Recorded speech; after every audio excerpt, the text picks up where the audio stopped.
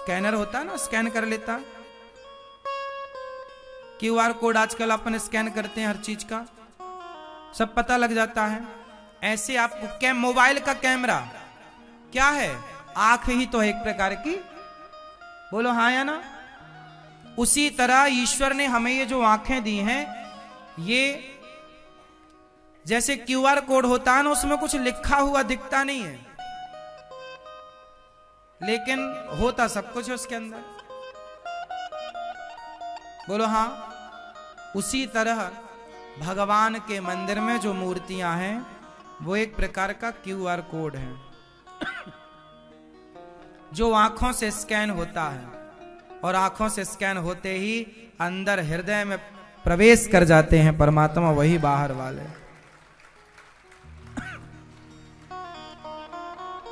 अच्छा ये बताइए, आजकल वाईफाई है, वाईफाई का भी एक क्यूआर कोड होता है। क्यूआर कोड होता है, आप अपने मोबाइल से स्कैन कर लीजिए, तुरंत कोई पासवर्ड डालने की जरूरत नहीं, कुछ नहीं, वो तुरंत आपके मोबाइल में ऑन हो जाएगा वाईफाई, केवल स्कैन करने मात्र से। बोलो हाँ या ना?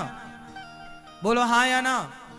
उसी तरह जब आप अपने आंखों के कैमरे से जब परमात्मा रूपी क्यूआर कोड को स्कैन करते हैं, तो अपने आप आपके हृदय में भगवान प्रकट हो जाते हैं, अपने आप नेटवर्क मिलना स्टार्ट हो जाता है, पॉजिटिविटी अपने आप आ जाती है। तो वो भगवान सब जगह है, तो मंदिर तो सब जगह से अलग नहीं है ना, इसलिए मूर्ति पूजा कोई कर रहा है तो वो गलत नहीं है, क्योंकि वो कण कण के बैठे ईश्वर का ही एक प्रतिनिधि के रूप में मूर्ति, ये जो मूर्ति है ये कण कण के बैठे परमात्मा का ही तो प्रतिनिधित्व कर रही है। ये मूर्ति है किसकी प्रतिनिधि? कण कण में बैठे हुए परमात्मा की ही तो प्रतिनिधि है, कोई और किसी और का प्रतिनिधित्व तो थोड़ी मूर्ति कर रही है। जो परमात्मा कण कण में है, उसी कण कण वाले परमात्मा का ना हमने मंदिर बनाया, उन्हीं का नाम तो राम है, उन्हीं का नाम तो कृष्ण है, उन्हीं का नाम तो जगन्नाथ और नारायण है, वही तो है ना कण कण वाले, तो बना दिया।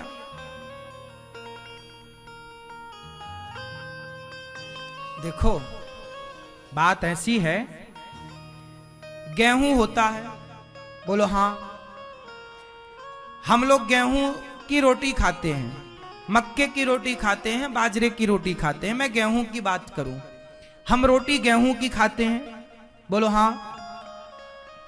गेहूं की रोटी खाते तो हैं, पर गेहूं तो नहीं खाते ना।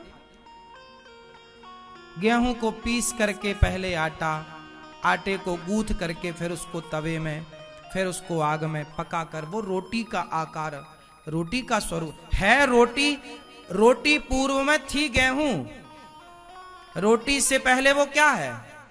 गेहूं है। लेकिन गेहूं इस तरह नहीं खाया जा सकता जिस तरह रोटी खाई जा सकती है। मतलब गेहूं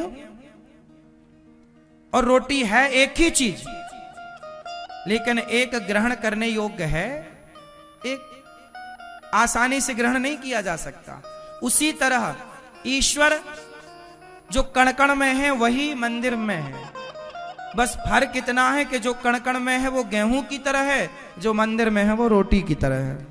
मंदिर का परमात्मा आसानी से ग्रहण किया जा सकता है, कण कण का परमात्मा आसानी से ग्रहण, आसानी से गेहूं नहीं खाया जा सकता, लेकिन रोटी आसानी से खाई जा सकती है। बात समझ में किस किस को आ गई? आपको नहीं आई? मैया आपको नहीं आई? फिर समझाएं? आ गई।